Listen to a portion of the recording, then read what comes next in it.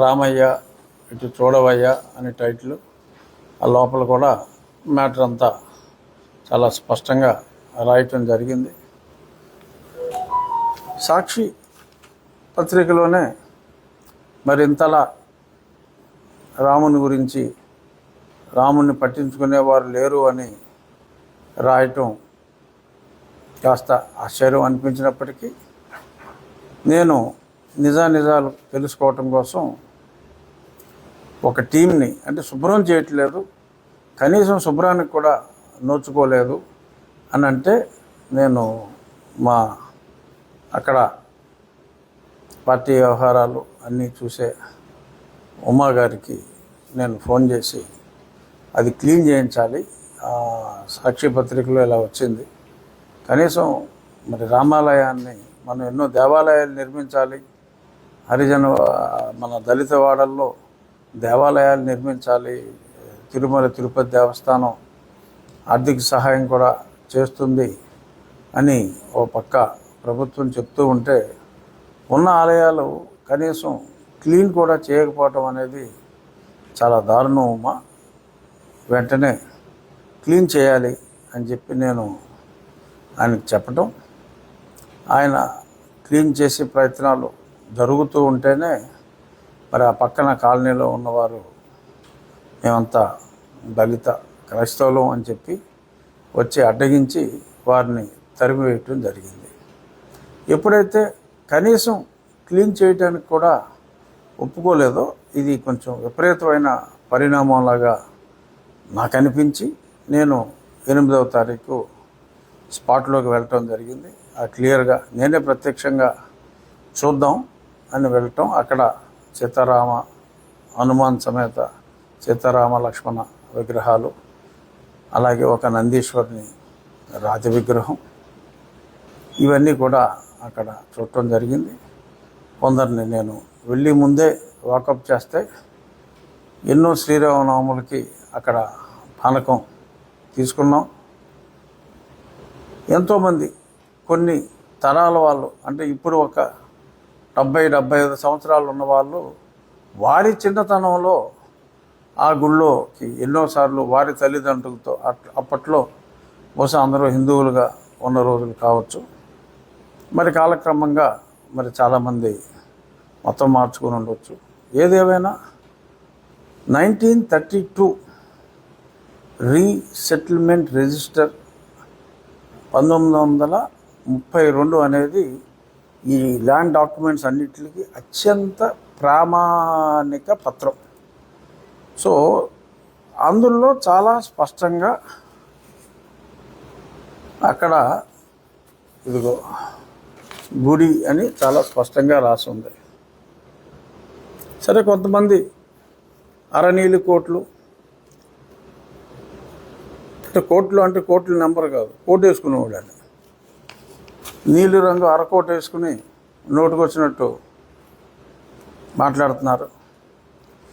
అరనీలి coat మరి అది హిందువుల గుడి, ఏదో సమ్ దేవత అనేదో చెప్పినట్టుగా నాకు ఎవరో చెప్పారు. సో నీలి చిత్రాలు నేను పెద్దగా మరి నీలిరంగు కోటు వీడియోలు నేను చూడను, ఎవరో చెప్పారు. గతంలో చూసా, ఇంకా తర్వాత చూడటం మానేశాను. ఆ నీలి కోటు చెప్పిన దాంట్లో ఎవరో దేవత గుడి అన్నట్టుగా చెప్పారు. అతను అలా అన్నాడని. ఏదైనా గుడి అంటే చర్చ్ కాదు, గుడి అంటే గుడే. సో అక్కడ విగ్రహాలు ఉన్నది, రాముల వారి పురాతన విగ్రహాలు ఉన్నాయి, నందీశ్వరుని విగ్రహం కూడా ఉంది. సో అక్కడ దేవాలయ పునర్నిర్మాణం జరగాలి అని చెప్పి ఆ ప్రాంతంలోనే ఉన్న రామభక్తులు కోరుకున్నారు. ప్రభుత్వ పాలసీకి కూడా ఇది అనుగుణంగా ఉంది. రాముని దేవాలయం ఆరు హిందూ దేవాలయం ఉన్న ప్రాంతంలో కనీసం శుభ్రం కూడా చేయటానికి వీల్లేదు అక్కడికి రావటానికే వీల్లేదు. ఈ ప్రాంతం అంతా వారి జాగీర్లాగా మరి ఒక సామాజిక వర్గం అలా మాట్లాడి ఇతర సామాజిక వర్గాల ఆర్ ఇతర మతానుచారాలు పాటించే వారి మనోభావాలు దారుణంగా దెబ్బతీసేలా మరి ఈ రకంగా మాట్లాడటం అనేది అది ఎట్టి పరిస్థితుల్లో సమంజసం కాదు. మరి మీరు చూసుకుంటే ఆంధ్రదేశంలో సుమారు మన ఒక స్టాటిస్టిక్స్ కూడా వచ్చినాయి. ప్రభుత్వ అనుమతితో నిర్మించిన చర్చిలు కేవలం 6,000, అనుమతి లేకుండా ఉన్న క్రీస్తు ప్రార్థనాలయాలు సుమారు 30,000 పైచిలు. సరే, నేను ఆ వాదనలోకి వెళ్ళాల. ఇప్పుడు ఆ పర్మిషన్ లేనివి ఏం చేయాలి? మరి చుట్టూ హిందువులు నివసిస్తున్న ఆ ప్రాంతాల్లో గృహం అని చెప్పి ఇంటికి పర్మిషన్ తీసుకుని మరి అక్కడ సడన్గా మైకులతో మొదలుపెట్టి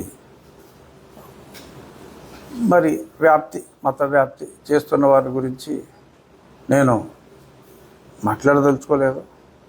కానీ ఇలా ఉన్న దేవాలయాన్ని పరిశుభ్రం చేయటానికే వీలు లేదు అని చెప్పి మరి ఆ రకంగా వెర్రితలలు వేసే విధంగా పరిణమిస్తే నేను డెఫినెట్గా నోరు మూసు కూర్చొని ఉండొచ్చు. కానీ ఆ ప్రాంతాల్లో అనుమతి లేకుండా హిందువుల నివాస ప్రాంతాల్లో చాలా చోట్ల దేవాలయాల అనుమతితో నిర్మించిన దేవాలయాల పక్కన అనుమతులు లేకుండా ఉన్న ఈ చర్చిల ఉనికిని నా నోరు మూసుకుని నేను ఉండొచ్చు. నీలి కోట్లను చూసి భయపడిపోయి నేను నోరు మూసుకుని ఉంటే ఉండొచ్చు. అరనీలి టోటల్ నీలి కోట్లు చూసి అంటే వాళ్ళు ఊహించుకుంటూ ఉంటారు కదా నేను భయపడిపోతానని. నిజంగానే భయపడిపోయి అనుకుందాం ఫర్ సపోజ్. కానీ ప్రజలు అందరూ ఈ అరకోటికి ఫుల్ కోటికి భయపడరు కదా. మరి వాళ్ళ రియాక్షన్ ఉండొచ్చు కదా. సో ఇలా ఇతరుల మనోభావాల్ని దెబ్బతీయటం అనేది సమంజసం కాదు అని చెప్పి నేను తెలియచేస్తూ, ఇప్పుడు ఆకువీడు ఉండి నియోజకవర్గం సస్పెన్షన్లో ఉన్నాడు. ఏంటి సంబంధం? క్రైస్తవుల సమస్య. అతను క్రైస్తవుడు కాదు అంటున్నాడు. క్రైస్తవులు కాని వాడికి సమస్య ఏంటి? ఎందుకంటే వాళ్ళు వీడియోలో చెప్పారు కదా, మేమందరము క్రైస్తవులము, ఎచ్చడ హిందువు లేడు అని చెప్పారు కదా. మరి చెప్పినప్పుడు మరి అతను సరే ఎనీహో అతని గురించి మనకి అనవసరం. నేను చెప్పేది ఏంటంటే ఈ సంఘటన జరిగిన తర్వాత నేను టీటీడీ సహకారంతో నిర్మిస్తాం అని చెప్పిన తర్వాత నాకు 100 మందికి పైగా ఫోన్లు చేశారు. కొన్ని వేల మెసేజ్లు వచ్చినాయి. సోషల్ మీడియాలో కామెంట్స్ రూపంలో అయితే కనీసం 1,00,000 కామెంట్స్ ఉంటాయి. 5,000, 10,000 వ్యూస్ ఉన్న ఛానల్లో కూడా ఈ వార్త లక్షల్లో, 6 లక్షలు, 7 లక్షలు, 8 లక్షలు, 2,000, 3,000 కామెంట్స్ ఈ రూపంలో ఎవరైనా చదువుకోవచ్చు. అది నెట్లోనే ఉన్నాయి. మీరు మన భక్తుల సహకారంతోనే అయోధ్యలో రామ మందిరం నిర్మించినట్టుగానే ఇక్కడ ప్రభుత్వ సహాయం లేకుండా భక్తుల వితరణతోనే ఆ దేవాలయం నిర్మిస్తే బాగుంటుంది రాజుగారు అని చెప్పి ఎంతోమంది నాకు చెప్పారు. నేను కూడా అనుకున్నది ఏంటంటే రాముని ఆరాధించే హిందూ ధార్మిక సంస్థలని ఇన్ఛార్జిగా, అంటే వారి నేతృత్వంలో, వారి సారథ్యంలో ప్రముఖ శిల్పి, తిరుమల తిరుపతి దేవస్థానంలో ముఖ్య స్థపతిగా, అలాగే శిల్పారామం చీఫ్ ఎగ్జిక్యూటివ్గా ఎన్నో సంవత్సరాలు పనిచేసిన శివనాగిరెడ్డి గారు శిల్పశాస్త్రం మీద, ఆయన ఆర్కియాలజిస్టు, శిల్పశాస్త్రం మీద ఎన్నో పుస్తకాలు రచించిన వ్యక్తి. ఎన్నో దేవాలయాలు, కొన్ని వందల దేవాలయాలు నిర్మించిన వాస్తుశిల్పి, స్థపతి. వారితో పూర్తిగా రాతి కట్టడంతో, అంటే కొన్ని వందల సంవత్సరాలు నిలబడి ఉండేలా పూర్తిగా రాతి కట్టడంతో, అక్కడ స్థలం తక్కువ ఉంది కాబట్టి ఆ స్థలంలోనే అత్యంత సుందరంగా పూర్తిగా రాతితో రామాలయాన్ని అక్కడ నిర్మించాలంటే ఎంత అవుతుంది అని కూడా అడగటం జరిగింది. అత్యంత శోభాయమానంగా, చిన్నగానే ఉన్నప్పటికీ కూడా అత్యంత శోభాయమానంగా జాగ్రత్తగా నిర్మిస్తే సుమారు ఒక 65 లక్షలు ఆ ప్రాంతంలో 2 అంతస్తులుగా వస్తుంది గోపురం. 65 అని ఒక రఫ్ అంచనా. అత్యంత సౌందర్యవంతంగా ఆ ప్రాంగణంలోకి వెళ్తే ప్రశాంతతగా ఉండే విధంగా ఆలయం నిర్మించవచ్చు అని చెప్పడం జరిగింది. నా ఆలోచన ఏంటంటే మీడియా మిత్రులతో కూడా, అలాగే మీ ద్వారా ప్రజలతో పంచుకునేది, ఎవరూ కూడా 10,000 రూపాయలు దాటకుండా, మ్యాక్సిమం డొనేషన్ 10,000, మినిమం 100 రూపాయలు. ఎందుకంటే ఎక్కువ మంది ప్రజలు ఇందులో పార్టిసిపేట్ చేయాలి. అది మన ఉండి ప్రాంతం వారే కాదు, ఆంధ్రప్రదేశ్ ఆరు తెలుగు రాష్ట్రాలు ఆరు రాముని ఆరాధించేవారు ఎవరైనా కూడా 100 రూపాయలు వారి వంతు కాంట్రిబ్యూషన్గా ఇస్తే హిందూ ధార్మిక సంస్థల, అంటే అయోధ్యలో రామ మందిరం ప్రభుత్వ సహకారం లేకుండా కేవలం భక్తుల సహకారంతో నిర్మించారు. ఎప్పుడైతే ఆ అనౌన్స్మెంట్ వచ్చిందో, ఆ అనౌన్స్మెంట్ వచ్చినప్పటికీ 10 నెలలు సమయం నేను పార్లమెంటు సభ్యుడిగా గడిచింది. అప్పట్లో ఆ 10 నెలల జీతం నేను నా అకౌంట్లోనే ఉండి ఉన్నందువల్ల నేను మొట్టమొదటి 10 నెలల జీతం అయోధ్య రామ మందిరానికి నేను చెక్ రూపంలో అప్పట్లో పంపించడం జరిగింది. ఇక్కడ ఆకివీడులో ఈ రామ మందిర నిర్మాణానికి కూడా నేను నా వంతు వ్యక్తిగతంగా నా వంతు సహకారం నేను అందిస్తాను. ఎంత ఖర్చు ఎక్కువైనా కూడా ఈ భక్తుల సహకారంలో ఎంత గ్యాప్ ఉంటే అంత గ్యాప్ కూడా నేను ఫిల్ చేస్తాను. గ్యాప్ ఉండే అవకాశం లేదు, ఎందుకంటే నాకు అంతమంది ఫోన్లు చేయటం జరిగింది. సో ఎటువంటి ప్రభుత్వ సహకారం లేకుండా ఆ దేవాలయ స్థలంలో దేవుని ఆరాధించే, రాముని ఆరాధించే, రామతత్వాన్ని గౌరవించే భక్తుల సహకారంతో ఆ ఆలయం నిర్మించాలి అని నా భావన. భద్రాచలంలో రామాలయం నిర్మించిన కంచెల్ల గోపన్న రామదాసు కూడా చాలా కష్టాలు వచ్చినాయి.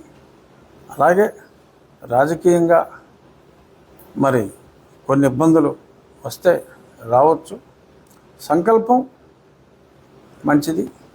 ఈ శ్రీరామనవమి నాటికి నేను రాబోయే 1-2 రోజుల్లో ఆ హిందూ ధార్మిక సంస్థలు ఎవరైతే రామతత్వాన్ని బోధిస్తున్నారో ఆ రామతత్వాన్ని బోధించే, రాముని ఆరాధించే ఆర్గనైజేషన్స్తో మాట్లాడి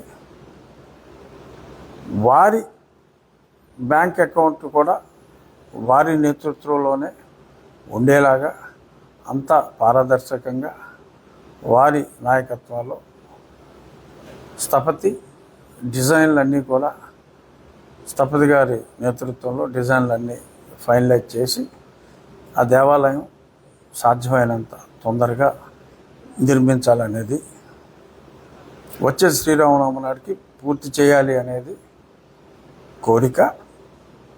ఖచ్చితంగా నా విన్నపం కూడా అక్కడున్న నిన్న మొన్న గొడవ చేసిన మేమందరం క్రిస్టియన్సే అని గొడవ చేసిన వారికి కూడా నా వినతి ఏమిటంటే, అక్కడ నేను వెరిఫై చేశా, మరి